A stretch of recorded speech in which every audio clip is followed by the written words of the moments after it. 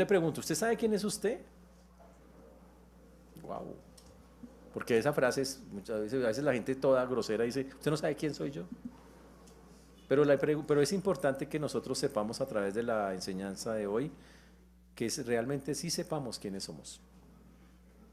Porque el saberlo implica una responsabilidad y el propósito, uno de los propósitos principales de esta carta va a estar en el mensaje que vamos a dar hoy, porque está ahí súper claro cuál es lo que Dios quiere que nosotros hagamos con toda esa información. Por eso vamos a abrir las Biblias en 1 de Pedro capítulo 2, versículos 9 y 10. ¿Ok? Vamos a comenzar en oración. Señor Dios, te damos gracias por este tiempo, te agradecemos infinitamente, Señor, por todo lo que tú haces y sigues haciendo. Gracias porque solo tú tienes palabras de vida eterna. Por eso hoy ponemos delante tuyo una vez más esta tu palabra. Pedimos que nos limpies, que nos perdones por pensamientos, palabras o acciones que no te han glorificado y que podamos expresar con claridad este mensaje, Señor, que tú colocas hoy delante nuestro. Ayúdanos a tener un corazón, Señor, humilde para recibir, pero también la diligencia para practicar todo aquello que escuchamos. Ayúdanos, Señor, a que tu nombre sea exaltado, glorificado. Ten misericordia de todos los que nos escuchan y de tu siervo quien habla en Cristo Jesús. Amén y amén. Cuando llegamos a este pasaje es un texto muy interesante porque va a hablarnos de algo que se llama la identidad cristiana. ¿Qué es? ¿Qué realmente somos en el Señor? Es un versículo que habla, un pasaje que habla claramente de la identidad cristiana. Un versículo que nos va a recordar nuestra verdadera posición ante Dios y que va a contrastar con lo que vimos la vez pasada. En la vez pasada del Señor estuvimos hablando de las piedras vivas y que una persona, Cristo, puede ser alguien que lo impulse y lo bendiga grandemente o puede ser su piedra de tropiezo. Todos aquellos, y la estuvimos hablando la semana pasada, específicamente que la piedra que desecharon cuando las personas son desobedientes se convierte en aquello que los hace caer, en aquello que les hace tropezar, porque no han querido seguir, porque han sido desobedientes a seguir al Señor. Y precisamente con ese contraste es que este texto va a comenzar a hablar de hoy, porque comienza con una palabra que dice más, que viene en contraste con todo lo que había en la parte anterior. Por eso comienza, dice más, diciendo en comparación a todo lo que vimos anteriormente, dice más vosotros sois. Así es como va a comenzar ese texto. Y lo que vamos a ver acá es una comparación impresionante que ya vimos en los versículos anteriores entre los incrédulos cuyo destino es de perdición debido a rechazar a la piedra angular que es Cristo y los creyentes quienes alcanzan una serie de bendiciones que Pedro enumera. Pero todo eso es para llegar a una conclusión final de estos primeros capítulos. Todo lo que ha dicho el Señor de que interviene el Padre, el Hijo y el Espíritu, todo lo que hemos visto de que el Señor guarda esa salvación, todo lo que hemos visto del trabajo de Dios, de que la palabra de Dios permanece para siempre, que por eso nos puede transformar, todo lo que hemos dicho va a llegar finalmente a un punto específico, tiene un propósito. Recordemos que el contexto de esta carta es personas perseguidas, personas que están siendo atacadas, que les están quitando sus cosas, personas que por ser creyentes sufren tremendamente un montón de cosas y que obviamente Pedro trata de animar recordándoles que la fuente de su fuerza, que la fuente de su poder es Cristo mismo y para hacerlo les recuerda todo el proceso de cómo Dios ha intervenido en la salvación para que todo esto produzca en ellos una fuerza para poder resistir todas aquellas cosas que están allí. Por eso acá, después de que él ha establecido estos lineamientos teológicos que nosotros vamos a mirar y de acabar de ver lo que es Cristo como una piedra viva, entonces Pedro va a mirar Pedro amplía el asunto. ¿Han visto los caleidoscopios? ¿Ustedes saben qué es un caleidoscopio? Dice, uy, no, una comida no es una comida, caleidoscopio. Es un aparato con que usted mira de muchos colores y muchos matices, puede ver algo muchísimo más grande y él va a hacer específicamente esto en este texto, nos va a dejar ver algo muchísimo más grande. Por eso comienza diciendo, más vosotros sois, dice el texto, linaje escogido. Comienza con la primera parte, después de explicar lo que era el más, es más vosotros sois linaje escogido. En pocas palabras, Pedro quiere resaltar los destinos eternos opuestos entre incrédulos y creyentes. Por eso comienza diciendo más. Los destinatarios de la carta estaban sufriendo rechazo social, persecución, y ellos necesitaban escuchar que la identidad de ellos o lo que ellos son no dependía de todas esas críticas que estaban recibiendo por ser cristianos. Muchas personas se cargan por todo, hay gente que es tocada por lo que dicen de ellos. Dice, no, dijeron que yo tengo mucho pelo, dijeron que...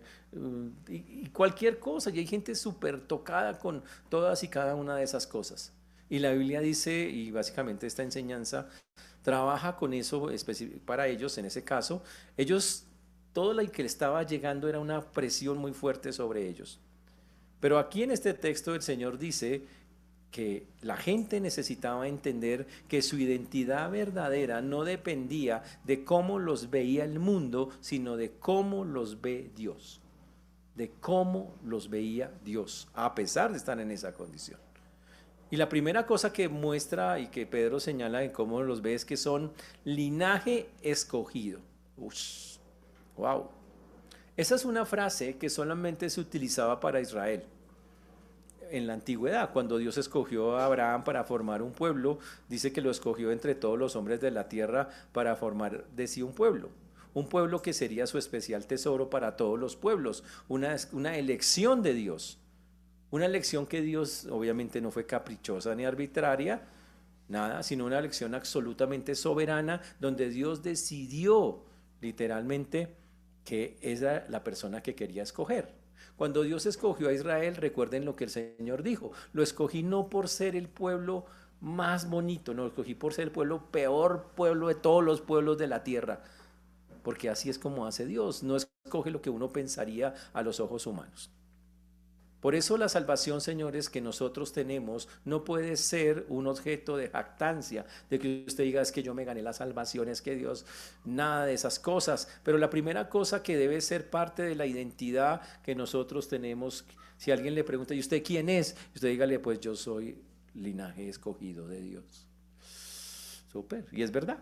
Obvio, como lo diga también cuenta mucho, ¿no? No puede ser con orgullo, tiene que ser de una manera muy humilde. Ahora, ¿y eso qué implica? Bueno, que en su infinita misericordia Dios quiso escogerme. Literalmente eso, que fui elegido literalmente, como el Señor dice, por gracia, porque en su soberana voluntad quiso Él hacerlo. Pero después el Señor hace una segunda apreciación y llama, ya no dice solo linaje escogido, sino dice real sacerdocio. Real sacerdocio. Aquí hay dos palabras que son bien interesantes. Son dos conceptos que en el Antiguo Testamento estaban, pero estaban separados. Realeza, porque eso es real, y sacerdocio. En el Antiguo Testamento los reyes eran reyes y los sacerdotes eran sacerdotes. Los reyes provenían de la tribu de Judá, mientras que los sacerdotes venían de la tribu de Leví. Y si usted no pertenecía a la tribu de Leví, no podía ser sacerdote, y no pertenecía a la tribu de Judá, pues no podía ser rey. Pero aquí, en el mismo versículo, están pegados los dos. Y es interesante, y lo que está diciendo Cristo es, señores, esas dos cosas van unidas, la separación que había antes desaparece. Y hace una metáfora entre lo que es la realeza y el sacerdocio. Y uno pensaría, wow, ¿y eso es nuevo? No. Aunque está separado, en el Antiguo Testamento se ven diferentes. Ya había en el Antiguo Testamento un versículo que decía que eran dos cosas que podían estar en el pueblo de Dios pegadas. Está en el libro del Éxodo 19:6. Éxodo 19:6. Y vosotros me seréis un reino de sacerdotes y gente santa. Ahí estaba. Ya el Señor había dicho que eso sí era factible, mírelo, y vosotros me seréis un rey, de sacerdotes y gente santas. Ya existía el concepto. Ahora las personas se preguntan, ¿cómo yo puedo, si no soy de la tribu de Leví, ser un sacerdote?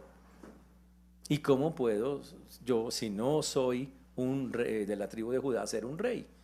Y para eso nos toca acordarnos de una enseñanza que hizo Jesús, de que Jesús, aunque no, ojo, Jesús no, cuando le preguntaron a Jesús, ¿usted por qué puede ser literalmente un sumo sacerdote? ¿Por qué usted puede ser un rey? Sobre todo lo del sacerdote, ¿usted cómo puede serlo si usted no es de la tribu de Leví? Entonces él dijo, lo que pasa es que yo soy de una orden, significa de un grupo de sacerdotes especiales que existía antes de que se hubiera el sacerdocio de Leví. Ese se llama la orden de Melquisedec. Melquisedec es un nombre que aparece en el Antiguo Testamento, en Génesis 14, de los versículos 18 al 20. Y en ese texto, este hombre llamado Melquisedec fue el modelo para el sacerdocio real. Era rey y era sacerdote. Y Jesús dice, yo pertenezco a eso. Ahora, ¿por qué es tan importante eso? Porque los judíos aceptan a Melquisedec como un rey sacerdote. Y era un hombre, Melquisedec era un hombre que no tenía genealogía. No se le podía seguir una genealogía, era un hombre totalmente distinto. Y aún así Abraham le rindió honores a ese hombre y el pueblo de Israel reconoció a Melquisedec como un hombre que provenía de Dios, que era rey y sacerdote. Y Jesús dice, yo soy del orden de Melquisedec. Uy, chévere. Ahora, como Cristo es el sacerdote según el orden de Melquisedec, y no lo heredó por la línea genealógica, porque ese es un sacerdocio especial. No hubo descendencia de Melquisedec. Jesús dice, no, eso es una orden, algo que Dios determina, tú eres esto, tú eres aquello. Y resulta que así lo hizo el Señor. Entonces lo mismo pasa para nosotros. Unidos a Cristo, nosotros no solo somos sacerdotes espirituales, sino también reyes, pues estamos destinados a reinar con el Señor. La Biblia pone el mismo. Pertenecemos por decirlo así, por estar en Cristo, al mismo sacerdocio de Cristo. Y por eso tenemos tanto el oficio sacerdotal como el oficio real de Cristo. Eso es lo que permite que nosotros también lo podamos hacer. Porque Cristo pertenece a esa orden, nosotros también podemos hacerlo. El sacerdocio, como lo vemos acá, sacerdocio real o real sacerdocio, como se ve en el texto. Pero la frase después cambia a otra cosa y dice que también somos nación santa, real sacerdocio, y después pasa que dice que somos nación santa. Uy, aquí la palabra nación es supremamente importante, porque la palabra nación aquí es etnos o etnia, y aquí el Señor dice que nosotros, la nación de Dios no es un país, la nación de Dios no son ni los de un departamento, no son los bogotanos, ni los colombianos, tampoco es de un país, ni los colombianos. Habla de un grupo de personas que tienen unas mismas características. Y aquí dice que nosotros hacemos parte de una nación, de una etnia que tiene unas características específicas. Y esa etnia ocupa todo el mundo. Son todos aquellos que han creído en Cristo. ¡Wow! Y eso es espectacular, porque hasta ese entonces, y aquí Pedro como lo está describiendo, normalmente solo eran aceptados los judíos, porque los gentiles no pertenecían inicialmente al pueblo de Dios. Y entonces lo que está diciendo acá es que nosotros pertenecemos en cualquier lugar del mundo donde estemos a una nación, pero le da un adjetivo, santa. En pocas palabras, nosotros somos ciudadanos del cielo y hay un montón de gente también en el mundo que es ciudadana del cielo y que no depende de dónde viva usted, ni de qué estrato tenga, ni de qué sociedad provenga, nada de eso. Y somos por eso una nación. Pero él le añade la palabra santa, ¿ok? Y significa una nación que delante de los ojos de Dios es un pueblo santo. Por posición. Ahora, recuerden por qué Dios nos ve a nosotros santos si usted sabe que usted no es un santo. Y la respuesta es muy sencilla, porque nosotros estamos revestidos de Cristo. Porque cuando entramos al Señor es como si nos hubiera metido a Cristo. Y al que ve Dios hoy, por posición, dice, tú eres santo, porque yo estoy adentro, en Cristo. Esa es una santificación que recibimos y por eso dice, somos una nación santa. Sin embargo, ¿ok? Eso es en el aspecto legal. Nosotros estamos separados del castigo del pecado, no hay ninguna condenación para los que están en Cristo y legalmente hemos salido inocentes, entre comillas, porque alguien pagó lo que nosotros hicimos. Pero sabemos que en Cristo, adentro de Cristo, hay un proceso que se está desarrollando que se llama santificación progresiva, en el cual Dios está tratando con nosotros, quitándonos en Él, con Él, poco a poco, todas aquellas cosas que nos sirven, y esa es la santificación que estamos viviendo, en la cual el Espíritu Santo nos ayuda a vivir una vida más y más en santidad. Ese es el punto.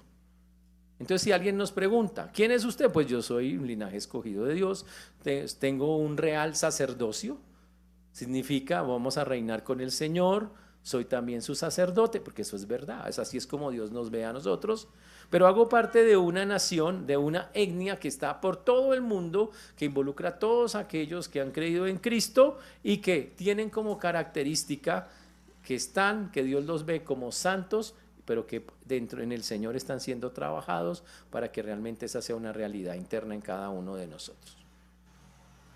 Pero el texto sigue y dice, pueblo adquirido por Dios, pueblo adquirido por Dios. La palabra adquirido expresa literalmente una propiedad privada, alguien que pertenece a otro. Mucha gente dice, yo puedo hacer con mi cuerpo lo que yo quiera, yo hago lo que deseo. No. La palabra adquirido lleva consigo la idea de algo obtenido a través de un precio específico. Es algo que necesariamente se compra, no es una adquisición casual o barata, es una compra realizada al precio más alto posible. Por eso dice que somos un pueblo, como dice acá, pueblo adquirido por Dios. Significa que los creyentes le pertenecemos a Dios porque Él nos compró finalmente con un precio muy alto. Ese precio fue la vida misma de Cristo derramada en la cruz. Ese fue el precio. Por eso usted no puede decir yo hago lo que quiera, yo vivo como quiera, no se puede eso. Todos los creyentes deberíamos entender que no somos personas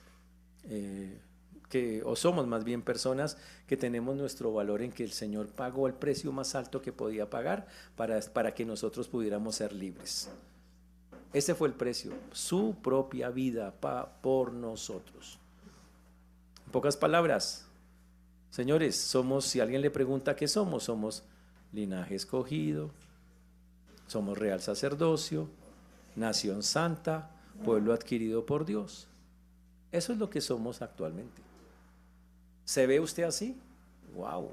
Cuando uno mira, a veces uno no logra ver esas condiciones porque uno está pensando es cómo me veo yo, cómo me miran a mí, qué es cómo me percibe la gente, y realmente la Biblia dice, no debería hacer eso.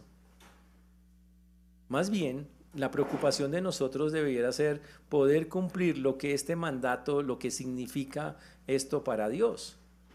Dios dice que nos llama de esa manera con un propósito específico.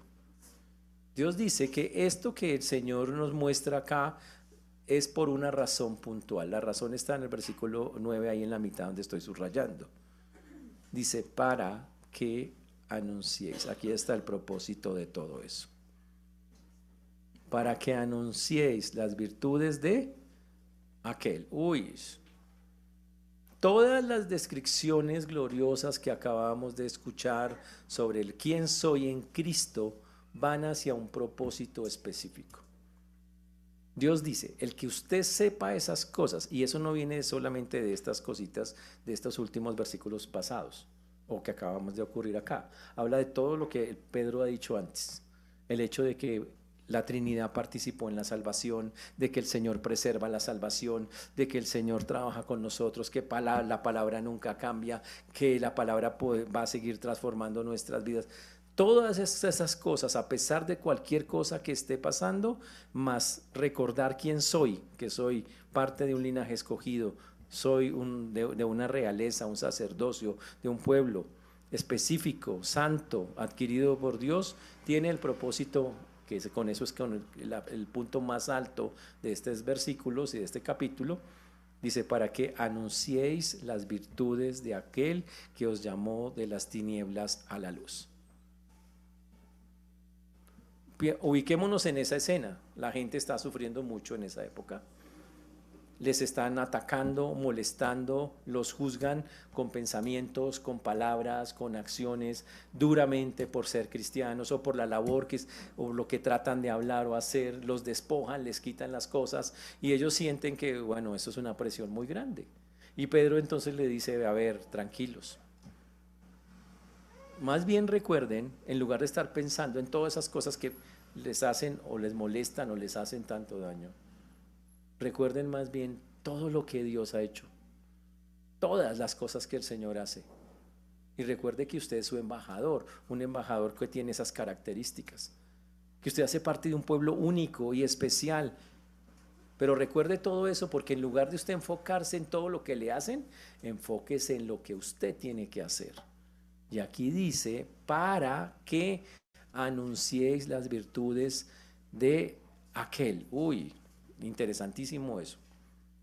Dice el propósito principal del texto, para que usted sea, como en la Biblia tiene varios nombres, se llama heraldo del Evangelio, se llama embajador de Cristo, que también es otra palabra, y el texto literalmente dice que Dios ha establecido que su pueblo, ese pueblo santo, tiene que proclamar sus virtudes. ¿Qué significa las virtudes? Las virtudes son las cosas destacadas que ha hecho, o en este caso el Señor, a través de Jesucristo. ¿Cuáles son aquellas cosas o aquellas virtudes? En pocas palabras el Señor dice, necesito que nosotros, como dice acá, anunciemos, proclamemos, seamos testigos. Significa le contemos a las personas. Esto es lo que está diciendo. Está diciendo que todo creyente tiene que hablar. Tiene que, eso se llama evangelizar, literalmente. Y que esa proclamación o eso que tiene que hablar no es opcional, sino que es el propósito fundamental en gran parte de la existencia cristiana. Yo tengo que contar esas virtudes. Y ahora, ¿cómo se cuentan esas virtudes de Dios y cuáles son? Esas virtudes no solamente son verbales, no es que usted esté diciendo Dios hizo esto, Dios hizo aquello, no solamente es verbal, también es existencial. Es que usted hable sin necesidad de que utilice palabras, que hable con su cambio. Eso es lo que el Señor dice, que no solo diga cosas, sino que viva cosas. Y esa es la parte compleja. Decir cosas es fácil, vivirlas es otro cuento. Ahí es donde nos chocamos nosotros. Pero el Señor dice, ¿quiere realmente usted mostrar, como dice en el texto, anunciar las virtudes de aquel? Entonces, hable de lo que Dios ha hecho, pero encima de todo, vívalo. Practíquelo, muéstrelo a todo nivel. Nosotros somos llamados, señores, a ser testigos de la obra extraordinaria de redención que Dios ha realizado a través de Cristo. Ese es el punto. En la antigüedad, una virtud, ojo, se manifestaba cuando hacía una acción heroica. Dice, uy, tan virtuoso esa persona que logró hacer eso, se inmoló por no sé cuántas personas, hizo tal otra cosa. Eso es en el mundo. Y en el mundo antiguo así se veía como una persona que hizo una cosa de ese tipo. Pero Pedro usa este término y lo transforma para hablar claramente de lo que es glorioso, de lo que es divino. Y dice que todo creyente, aquí no dice que solo los pastores y los líderes o los misioneros hacen eso, sino que todo el pueblo de Dios es responsable de estarle contando a la gente la transformación poderosa, impresionante que ha hecho Dios en su vida. Y esa es una pregunta que tenemos que hacernos. Entonces, anunciar las virtudes de aquel, o de Dios, a través de Cristo, incluye el testimonio verbal como el estilo de vida, el carácter. Uy, chévere. En esa sociedad en que se despreciaba el cristianismo, proclamar las virtudes de Dios requería valor, convicción. Lo mismo pasa hoy en cualquier ambiente donde lo rechacen y usted a pesar de eso diga, no, el Señor hace esto, Dios hace esto. Y acá, y como lo dice el texto, que nosotros no callemos, sino que anunciemos esas virtudes tan extraordinarias del Señor. La pregunta es, ¿usted ha visto las virtudes extraordinarias del Señor en su vida? La respuesta debería ser sí. Si usted es un cristiano, usted las ha vivido de cerca, usted sabe lo que Dios ha hecho, usted sabe la cantidad de cosas en las que hemos visto la mano de Dios actuando de maneras increíbles y especiales. Y el Señor dice, yo necesito que usted se convierta en un testigo que le cuente a la gente de esas cosas, porque esas virtudes requieren que, ojo, usted cuente lo que sí, mire, no hay que matarse, no es hacer un curso, es contar lo que usted Dios ha hecho en usted, muy difícil. Contar, mire, Dios me ayudó en esto, Dios hace esto, Dios trabaja de esta forma. Y para que quede claro en qué consiste ese trabajo, el Señor aclara de dónde viene el origen de ese trabajo, de esa acción que Él requiere, qué quiere, de dónde proviene y a dónde va.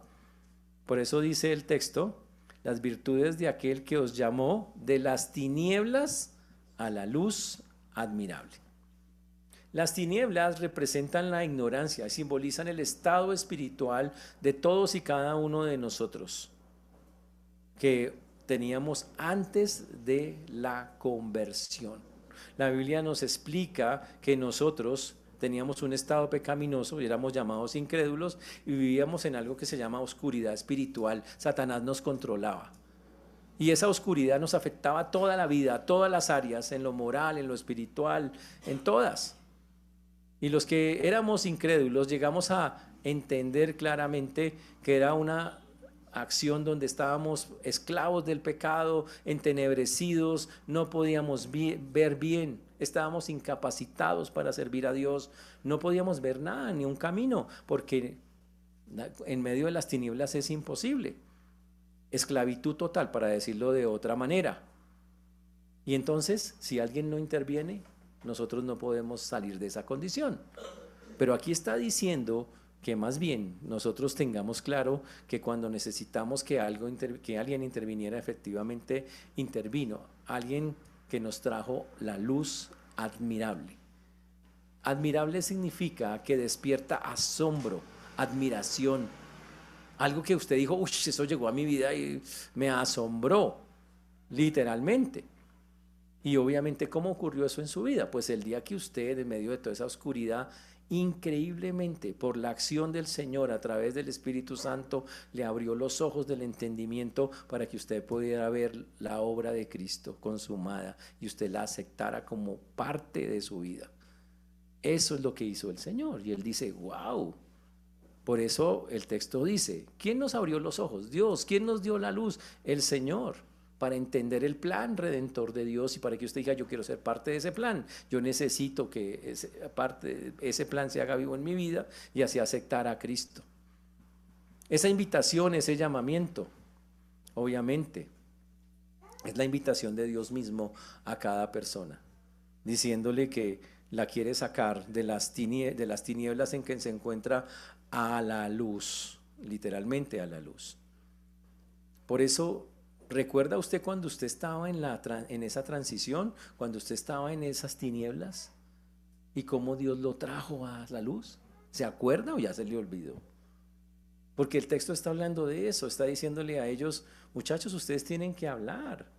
Todos nosotros estuvimos en las tinieblas, ahora Dios nos sacó a la luz y yo necesito que ustedes proclamen esa verdad. Que le digan a la gente, ¿sí sabe cómo Dios me sacó de aquí a acá? ¿Sabe cómo Dios me pasó? Dice que yo soy responsable de hacer o de llevar a cabo literalmente eso.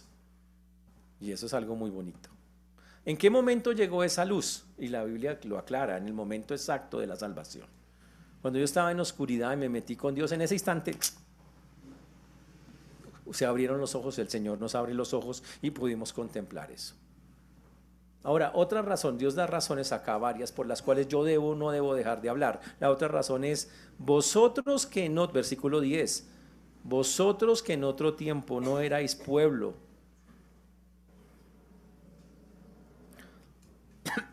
vosotros que en otro tiempo no erais pueblo. Ush. Ahora Pedro, introduce acá una referencia sacada de Oseas, capítulo 1, versículos 6 al 10. Oseas 6, 1, 6 al 10. ¿Conocen a Oseas? Osea 1, 6 al 10. Esta es la historia de una mujer que está dando a luz, pero que literalmente los hijos de esa mujer van a ser la representación de cómo Dios va a tratar a esa generación que está surgiendo. El pueblo de Dios se está portando mal, pésimamente, y entonces como se está portando mal, van a nacer un par de criaturas, y esas criaturas, conforme a la cultura, tienen nombres significativos. Aquí usted pone, a veces nosotros ponemos nombres porque rima. Juliana, es que suena pues, chévere.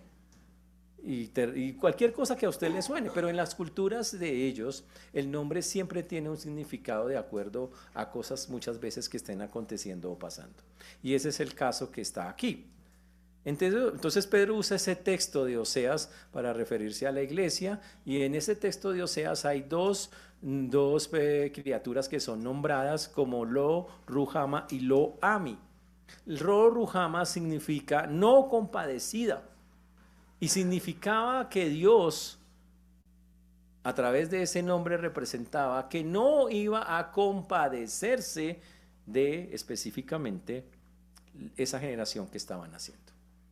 Pero también Lo Ami, que significa no pueblo mío, y que quiere decir que Dios estaba diciendo que esos que estaban naciendo, esa generación que estaba surgiendo, no sería ni su pueblo, ni tendría la compasión de Dios. Ush.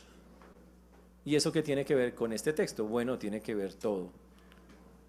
Porque resulta que Pedro utiliza este texto específico para decir que todas las personas que no eran judías, y se lo recuerda porque a sus lectores, a los que le escribe la carta, muchos son gentiles, dice, vosotros que en otro tiempo no erais pueblo. Uy, él está haciendo una aplicación de esa profecía y diciendo, recuerden, ustedes eran personas que no eran pueblo de Dios o pueblo mío, ni eran personas que accedían a la compasión de Dios, porque no eran. Dios dijo, no, mi pueblo santo es Israel, única y exclusivamente.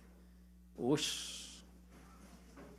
Entonces dice, en otro tiempo, hablando ustedes los gentiles, los que no eran los que no eran judíos, no tenían derecho alguno a las promesas de Dios. Y esa es verdad, porque Efesios 2:12 dice, ajenos a los pactos de la promesa, sin esperanza y sin Dios en el mundo. Y eso era para principalmente los gentiles. Y como obviamente los gentiles no conocían ninguna misericordia de parte de Cristo, pues en otro tiempo no eran pueblo de Dios. Y no era porque Dios quisiera hacer algo mal, sino que literalmente Dios decía, para poder tener acceso a esa misericordia, hay que estar dentro de lo que el Señor manda, dentro de las circunstancias que Él dice. Por eso son llamados que no pueblo, dice, en otro tiempo no erais pueblo. Ush. Ahora, eso es para entender algo bien. Piense algo. Si nosotros hacemos parte, o si usted un día le dicen, usted no pertenece al pueblo de Dios, usted no tiene derecho a las promesas de Dios, porque básicamente es lo que nos está diciendo el texto. Fuera de eso, usted vive en la oscuridad y de pronto alguien viene y lo saca de esa condición. ¿Cuál debería ser su reacción ante eso? Sabiendo que ha salido de semejante hueco y de semejante condición. Y el resultado debería ser, wow, increíble lo que es la gracia de la salvación. Que yo pase de ser alguien que no tenía absolutamente ningún derecho a poseer tantas cosas y tantas bendiciones. Porque comprender la condición pasada intensifica mi gratitud presente. Eso es lo que estamos diciendo. Así es como debiera ser. Israel era el pueblo de la promesa y los gentiles estaban ajenos, o sea, nosotros, a esa promesa. Eran simplemente personas que vivíamos en el mundo sin Dios y sin esperanza. Pero, dice el texto, versículo 10 también ahí, algo cambió. Versículo 10, pero ahora, dice el texto, sois el pueblo de Dios. Dice, pero ahora sois el pueblo de Dios. Algo, usted dice, wow, ¿en serio? Sí, ahora somos eso. Somos el pueblo de Dios. Ahora, ¿cómo pasó eso? ¿Cómo pasamos de ser un pueblo que no era pueblo a ser el pueblo de Dios, y ahí es donde entra el Señor Jesucristo. Los que ahora éramos extraños, ahora somos de la familia de Dios. Los que estábamos excluidos, ahora estamos incluidos. Lo que no existía ahora existe, porque simple y llanamente Dios dijo, yo quiero que así sea, y nos regaló lo que se llama la gracia soberana de Dios. Y por eso tanto judíos como gentiles hoy hacemos parte de un pueblo único y diferente a esos dos, un pueblo que forma lo que llamamos hoy la iglesia, y que no hubiera sido posible sin que Dios interviniera. Por eso es que podemos hacer parte del mismo pueblo. Por eso, chévere, increíble que nosotros cambiamos de ser un no pueblo, como dice ahí, a ser el pueblo de Dios. Eso es revolucionario. Imagínense que usted no tenía ni nombre ni apellido y de pronto alguien le diga, vea, mi nombre, mi apellido, usted ahora pertenece a una nación espectacular, única. Uy, wow. Por eso la iglesia, señores, no es una simple organización religiosa, es el pueblo de Dios en el sentido más amplio de la palabra. Eso somos parte de lo. Es más, hasta usted lo ha cantado, somos el pueblo, y cantan y eso se le pegan las elevadas más increíbles con las canciones. Pero entienden qué significa, eso es otra cosa.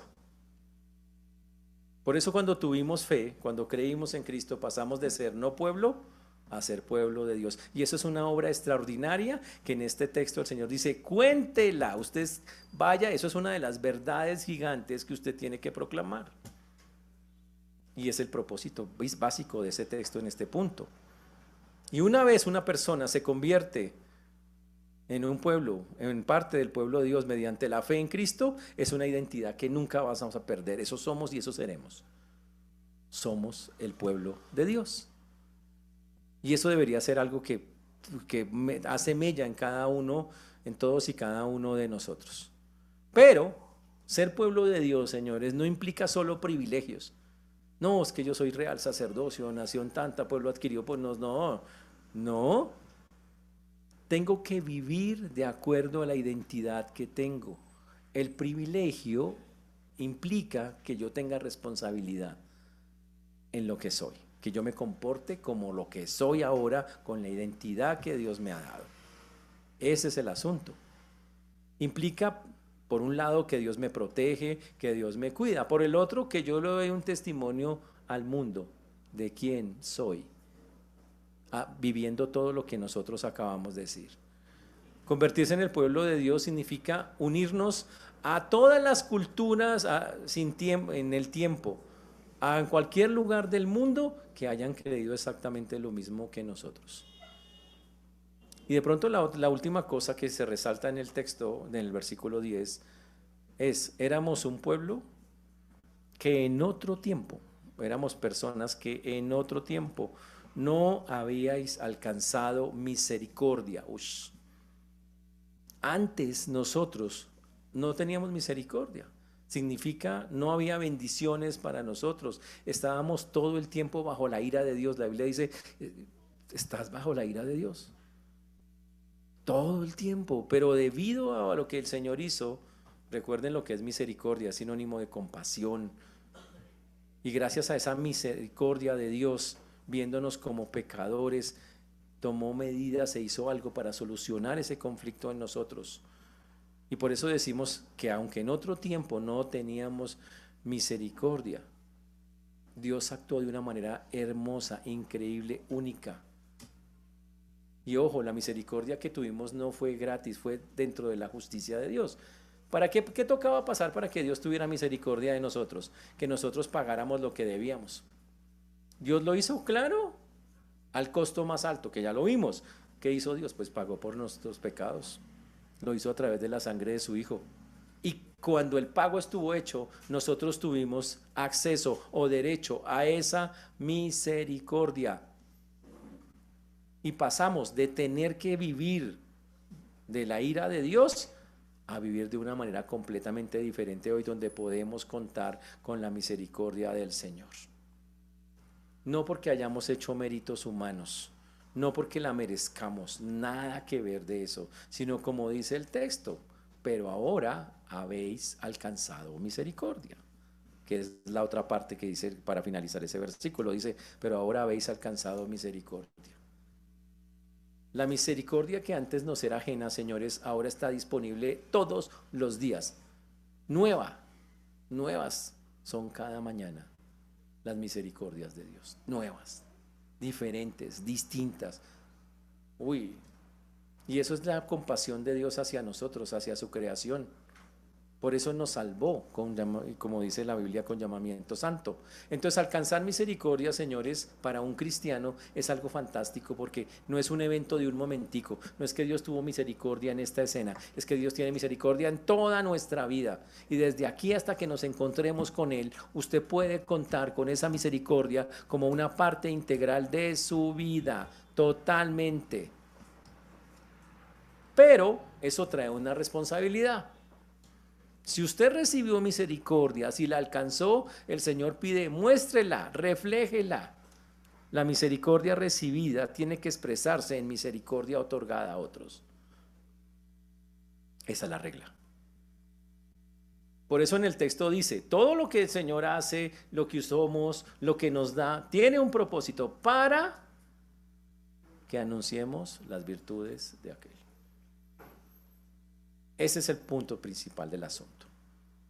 En pocas palabras, para ese contexto, en medio del sufrimiento y la persecución que los cristianos estaban teniendo, uno puede encontrar consuelo en la realidad permanente de que ya alcancé la misericordia del Señor y la seguiré experimentando hasta el final de mis días. Y eso era lo que hacía que la gente en el antiguo, en la Biblia, en esta porción bíblica, que esos creyentes lo siguieran adelante,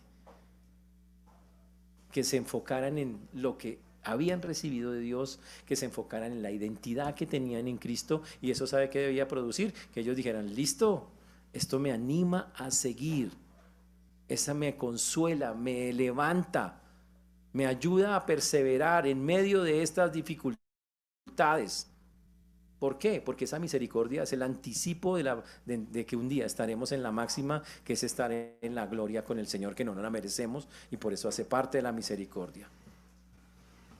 Por eso tenemos que empezar nosotros a preguntarnos en este texto, con todo lo que hemos hablado, a empezar a hacernos algunas preguntas nosotros mismos. Primero, recordar varias cosas. ¿Somos qué? Primero, ¿qué somos? Linaje escogido, y que tengan claro que eso no porque yo sea mejor o algo, sino porque en su infinita gracia Dios quiso escogernos a nosotros para eso. También recordemos que somos real sacerdocio, y significa que todos los creyentes, esto no es solo para pastores y líderes, todos y cada uno de nosotros tenemos un oficio sacerdotal y un oficio real. ¿Y un sacerdote qué hace? Intercede, ayuda, siempre está buscando que las personas se conecten con Dios. Lo de reinar llegará cuando nos encontremos con el Señor, pero es algo, una responsabilidad que tenemos el día de hoy en la vida práctica, literalmente en la vida práctica. Y recuerden, para Dios no existen esas jerarquías, todos somos sacerdotes de una u otra manera. Y por eso nos toca a todos ejercer. ¿Y qué hace un sacerdote? Hacía sacrificios. ¿Tenemos que hacer sacrificios? Sí, la Biblia dice teniendo sacrificios espirituales, que ya vimos también que eran sacrificios espirituales. Este texto también nos llama a que tenemos que buscar ser una nación santa, no solo por posición, como lo somos en Cristo, sino también una nación, un pueblo que está buscando cómo cada día, mediante santificarse, irse transformando a la medida de Cristo, como el Señor lo enseña. Y que esa debe ser nuestra manera de vivir.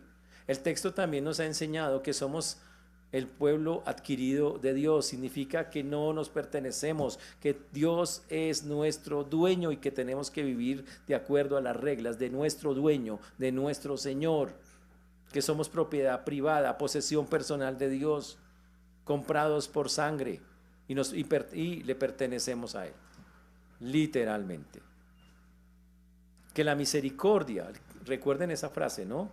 Antes éramos no compadecidos y no pueblo de Dios, pero que gracias a esa transición hoy somos compadecidos por Dios y somos el pueblo del Señor.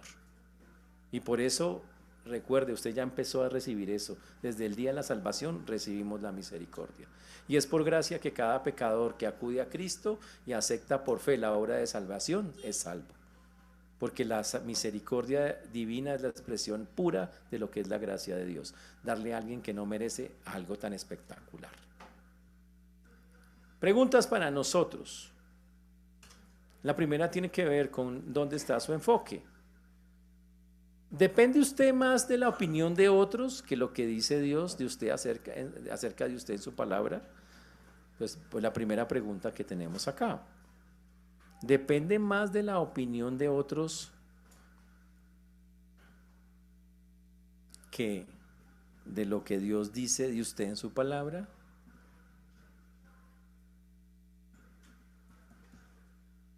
¿Que de lo que Dios dice acerca de usted en su palabra?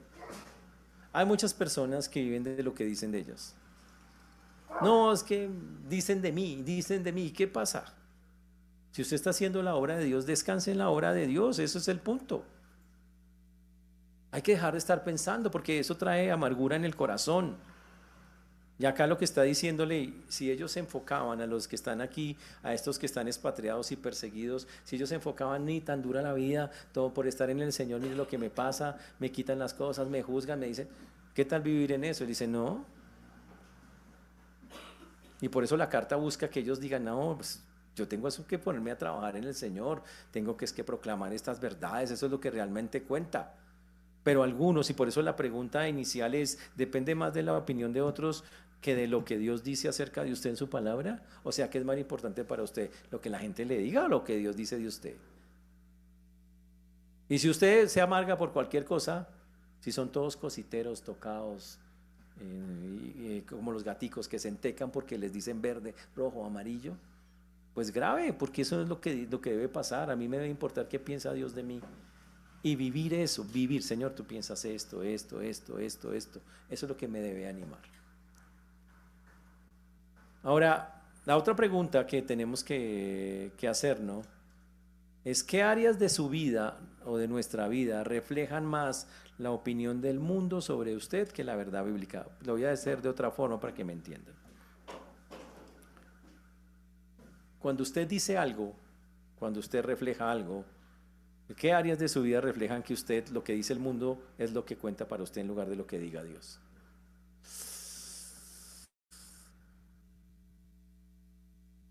A veces pasa, los cristianos tienen todavía mentalidades, líneas de pensamiento pagano, piensan como los paganos.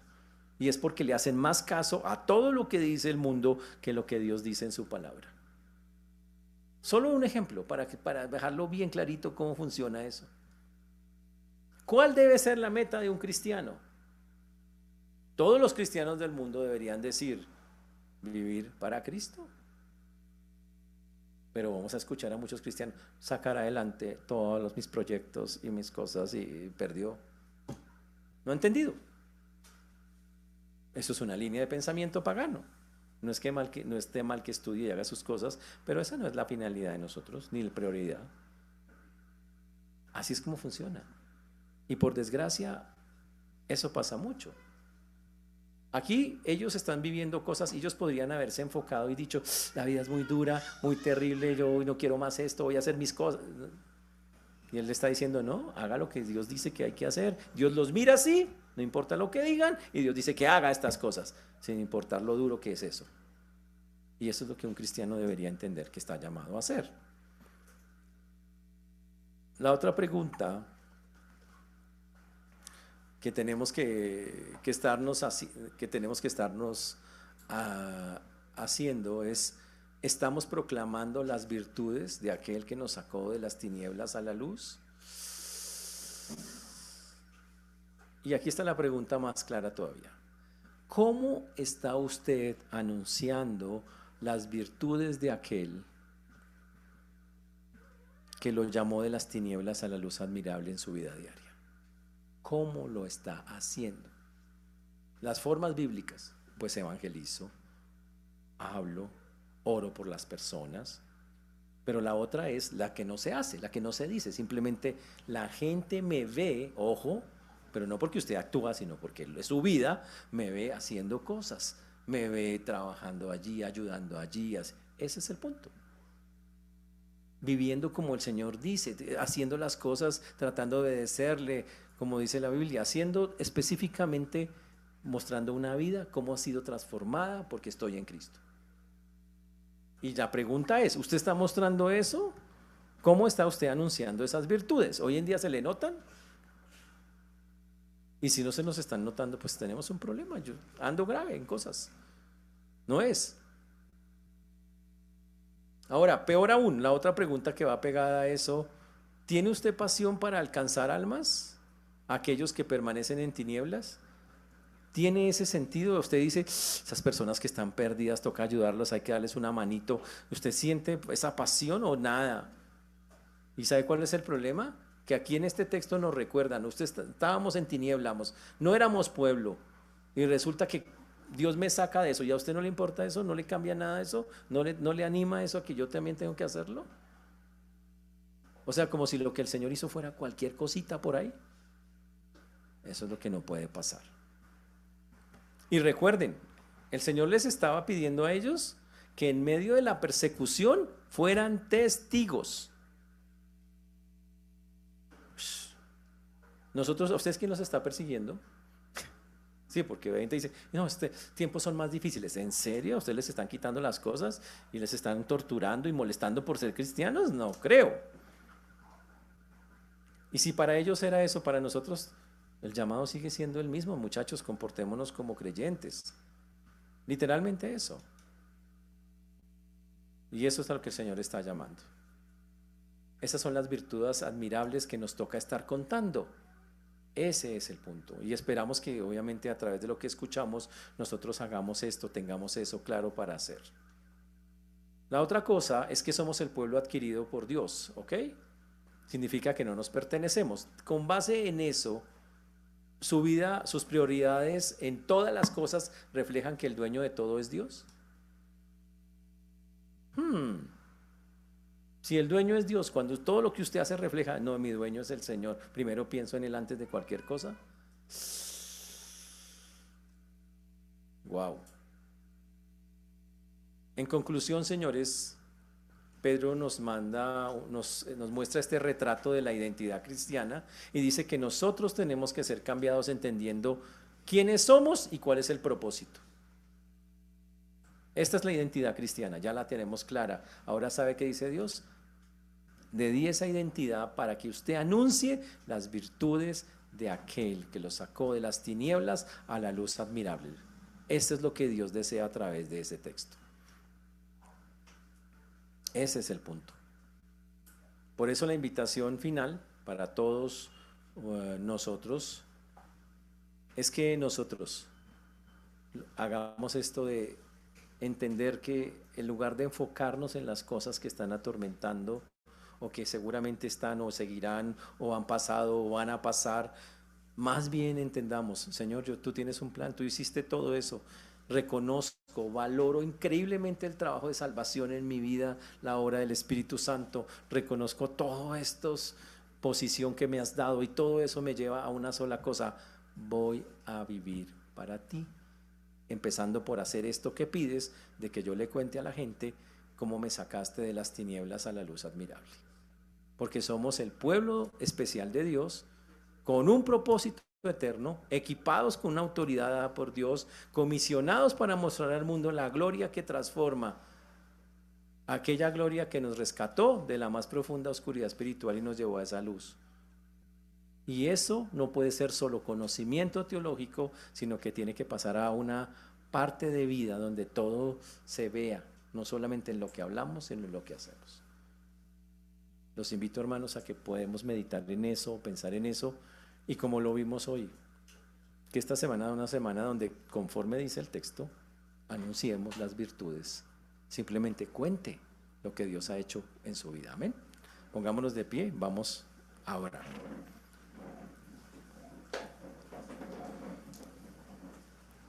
Señor Dios, te damos gracias por esta mañana, te agradecemos infinitamente por todas y cada una de las cosas que tú haces.